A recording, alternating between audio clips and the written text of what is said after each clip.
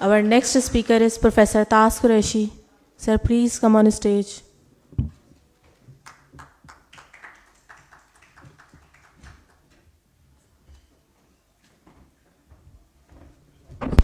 A small request that we'll be cutting it very short, no questions answer at the end because we have few more things coming up.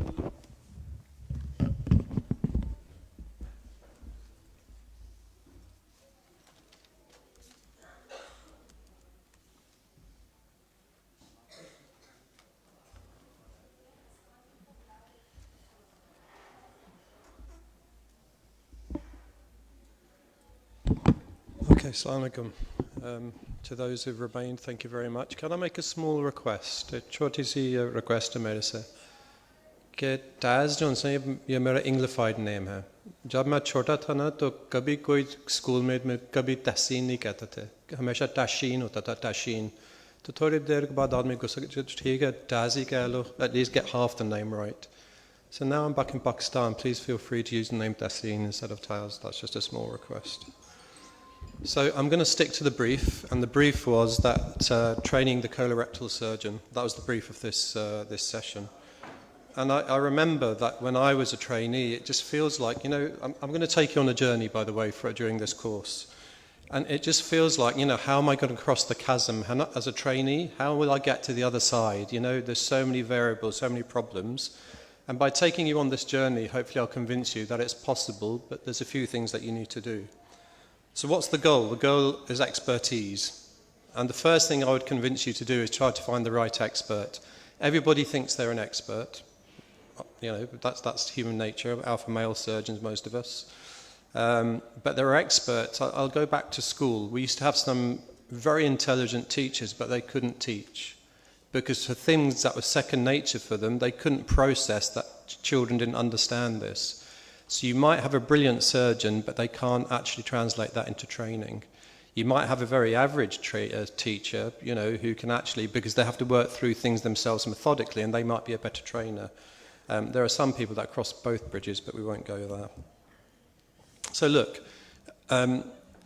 before training, everything just looks chaotic. Everything, I've chosen this picture because it's a very small garage, and if you look at the picture on the left, it's almost like the abdomen.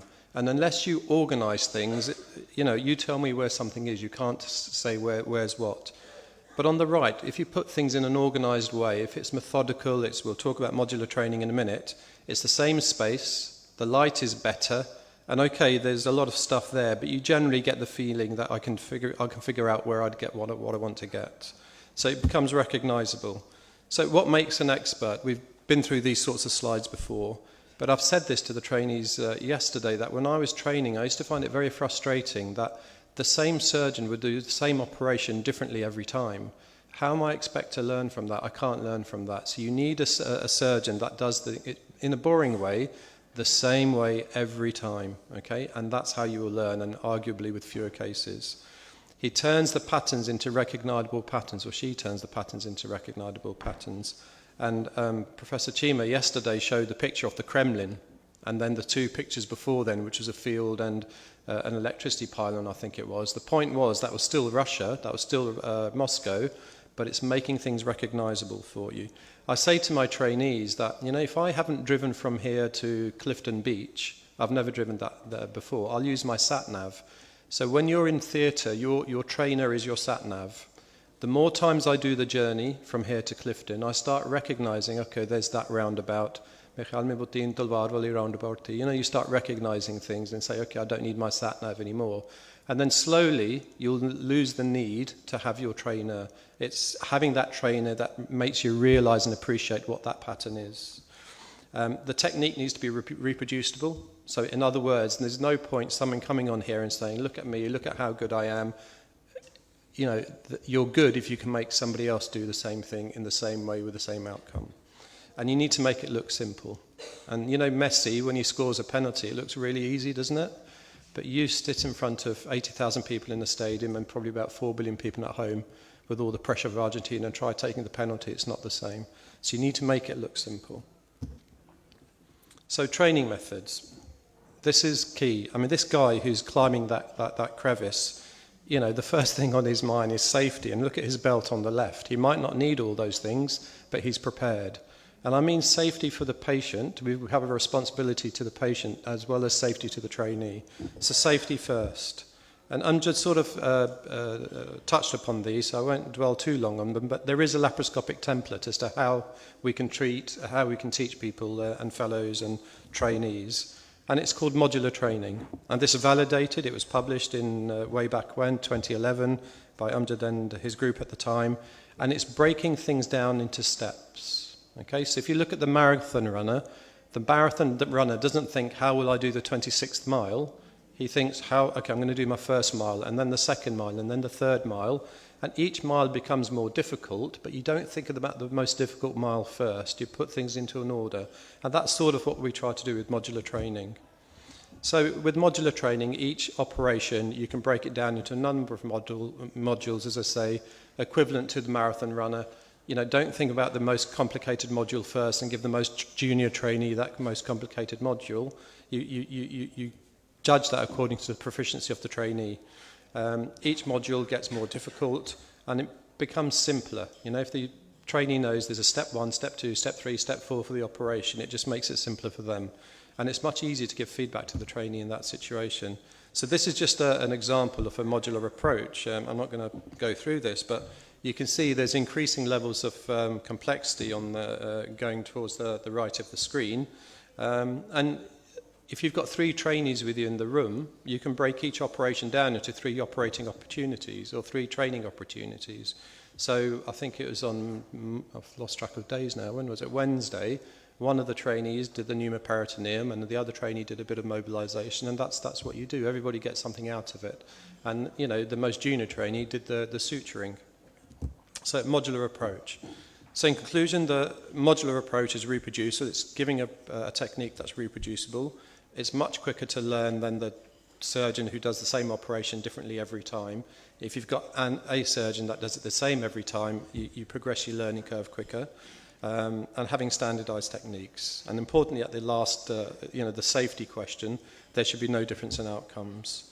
I'll rush through this because Amjad went through this, but this is, you can measure metric data. You can objectively assess somebody and project them onto QSM scores and decide how and when somebody's proficient. So those assessment scores are a great teaching tool. They shorten the learning curve, and we know what the modular approach does. So what I thought I would do is just give you the benefit of my experience. You know, when you're a trainee, you think, the consultants, they just knew it all along. Well, the guy at the top of the mountain wasn't just put there. We've all worked hard to get to where we've got to. And I thought I'd give you my experience after I became a consultant, and that was in robotic training, because when I was a consultant, had no idea I'd be doing robotic surgery. So again, going through the template again, I said, right, the first thing I need to do is identify the right person, identify the right expert, and we know who that was.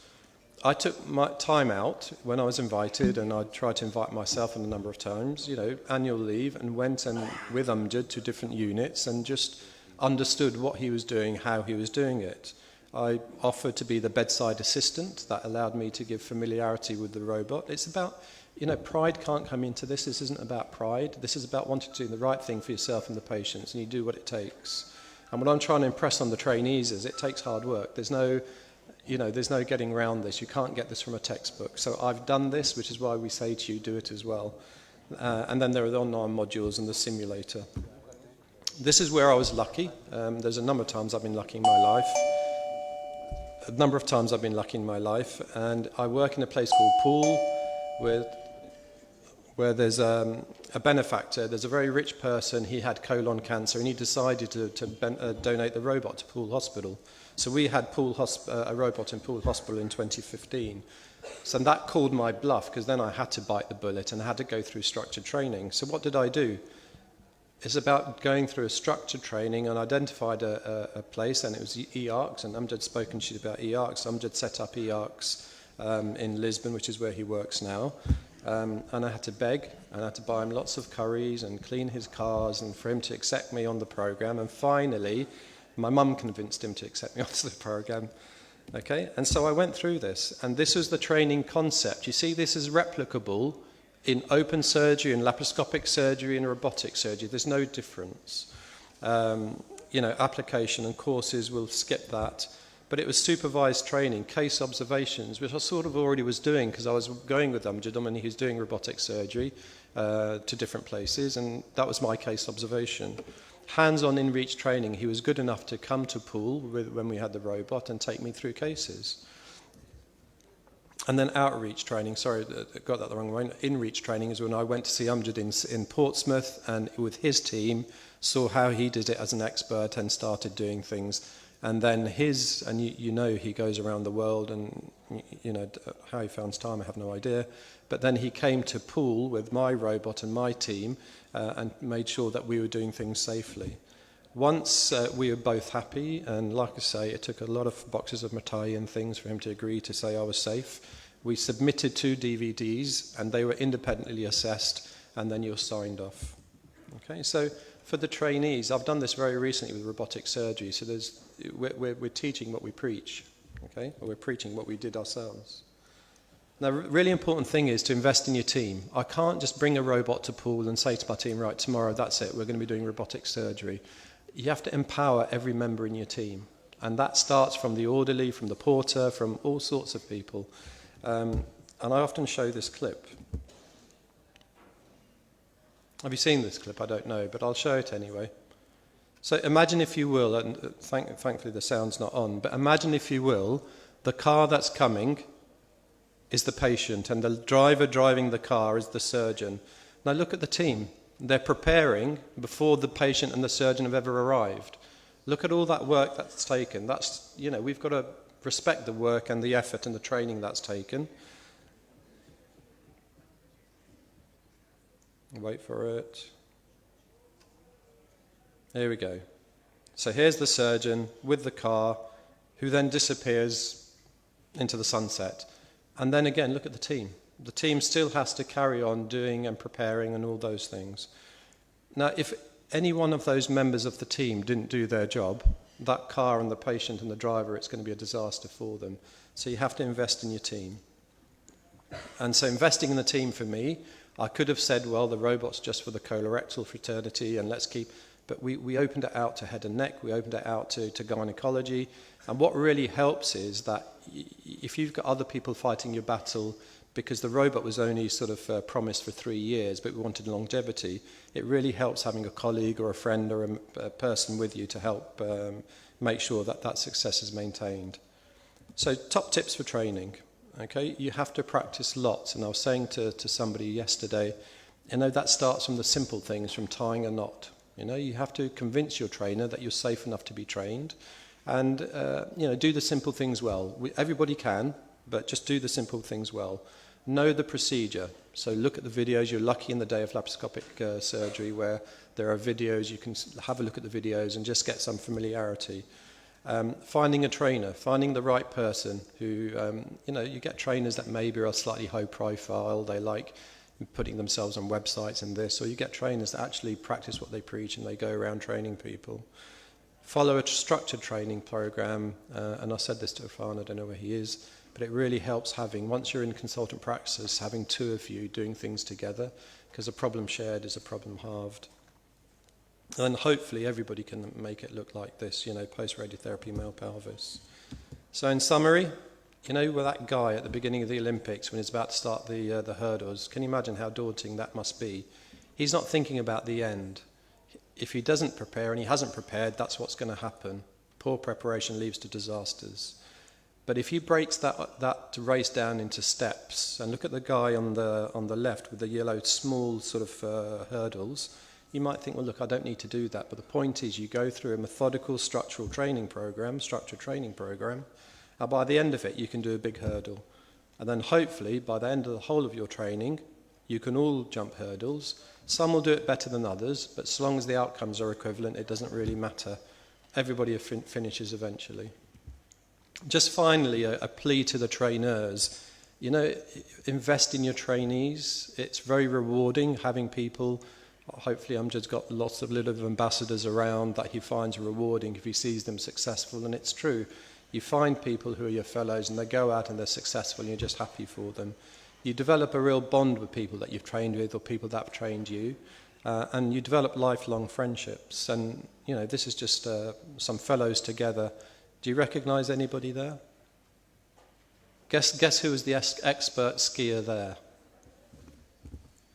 Any ideas? Just throw a name at me. Who is the expert skier? I'm going to very quickly see if I can go off-piste, literally go off-piste.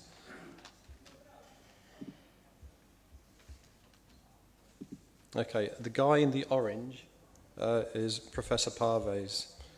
And at the risk of embarrassing him, I'm just very quickly going to show a video. You know, the problem with Amjad is that, mashallah, you know, he does everything. It's so annoying. I'd love to hate him, but I love him. Because everything he does so well. If you play squash, he said to me once, I went round his house, come on, let's go and play squash. Thank goodness I didn't have my trainers. I thought, okay, what's he going to do? I stood in the gallery and I watched this guy warm up before he came onto the squash court. And I thank my lucky stars that I didn't, you know, ridiculous. You watch him play cricket. I'm sorry if you're embarrassed by this, but he plays for a place in England. He averaged one season, a century every innings. I mean, is there no end to this man's talents? So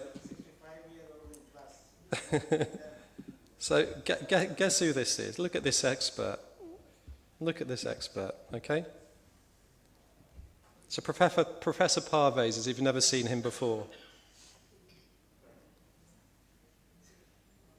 The point I'm trying to make is that you develop a friendship, hopefully it's reciprocated, and that's a bond, you know, and if you don't talk to somebody for 5 years, it doesn't matter. You pick up a phone and that bond's there. My fellows ring me all the time, but I hope you appreciate what I'm trying to say, that it's really rewarding to train trainees, and hopefully, as I say, it's reciprocated. You develop lifelong friendships. Thank you very much. I'm sorry if I've overrun.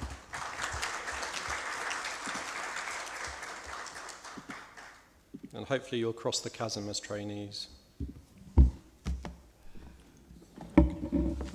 Professor Tahseen, I'm sorry we don't have time for questions, otherwise there was a lot of room for that.